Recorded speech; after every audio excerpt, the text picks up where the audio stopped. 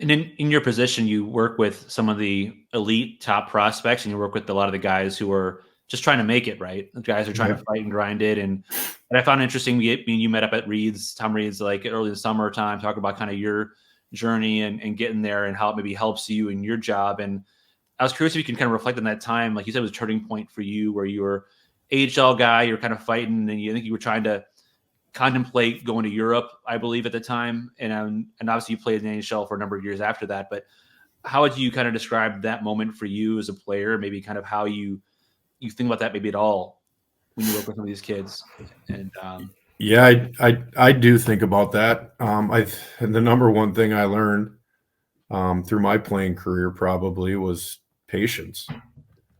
You look at I've got a 12-year-old son at home, and you try teaching him patience. It's not very easy, right?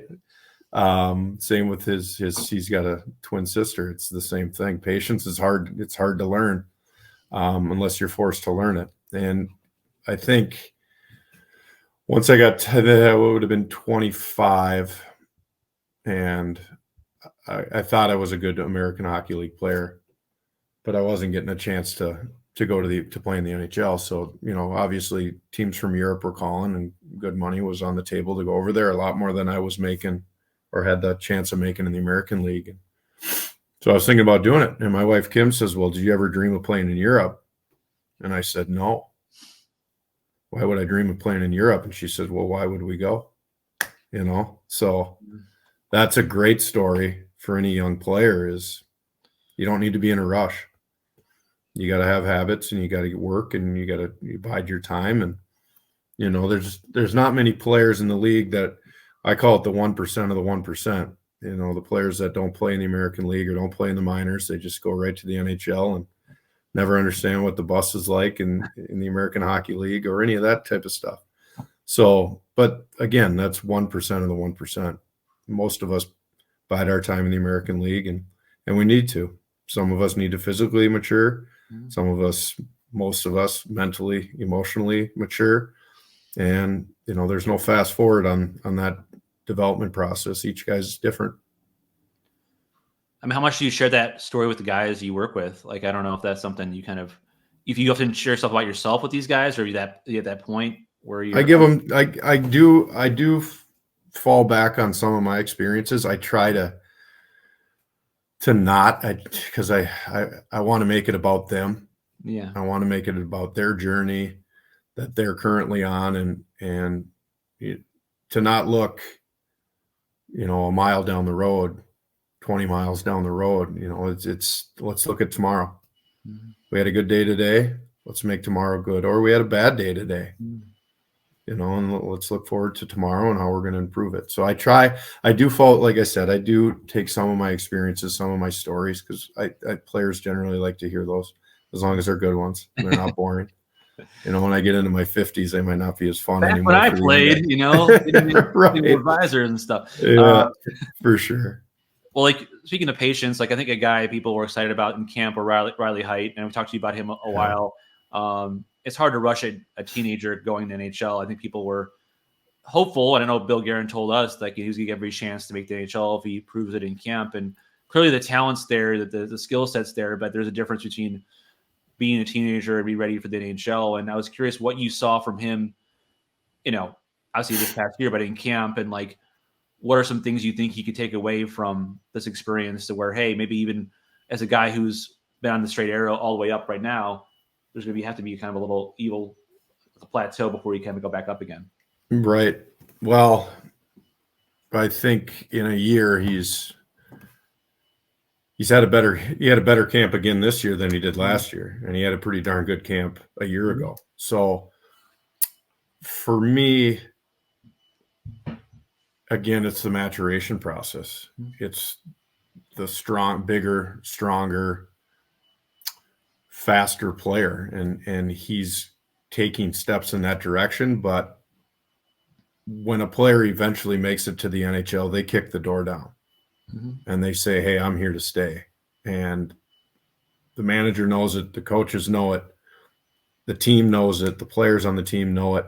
And he's just not there yet. And that's fine.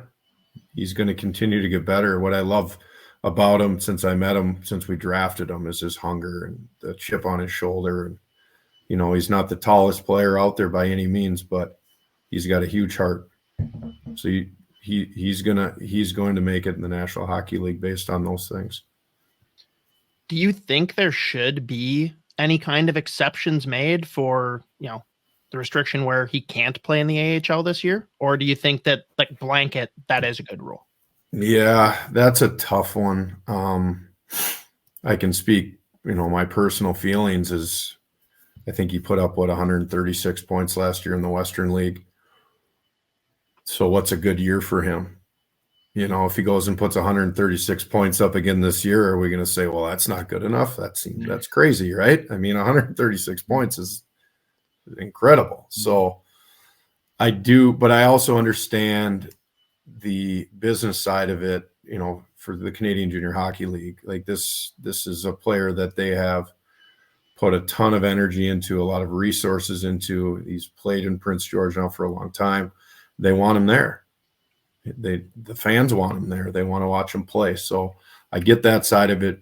Selfishly for me, I would love to see him take a little bit more of a step in terms of the league that he's playing in, but that's the world we live in, and we're going to be perfectly happy with that. His confidence isn't going to go down this year, gentlemen, I promise. I don't think which is always good. Speaking of confidence up, probably is another guy who's probably one of the more scrutinized prospects in your system is Charlie Stramel, and off to a great start, it seems like, at Michigan State. And you could probably speak to this as a player or maybe a change of scenery can do wonders for you, or a guy who coaches you, knows you well, trusts you is a big difference. But what was your latest, you know, kind of the last 6 months or so like working with him in your development side, and where do you think this change to state might be kind of a turning point for him? Because I think he's never going to be. It's been a great start. I think the word start is big. What did he? I think it was third star of the week in the Big Ten. First, I think Charlie put a lot of work in this summer. Worked extremely hard, focused on all areas of his game where he wanted to improve. So he did change scenery, but he's, through his work and his play leading up to the start of their season, he opened a door for himself. He gave himself more opportunity by being ready and showing the coaches at Michigan State that he is ready to play. And he is ready for a bigger opportunity, you know, being further up the lineup. So he earned that on his own.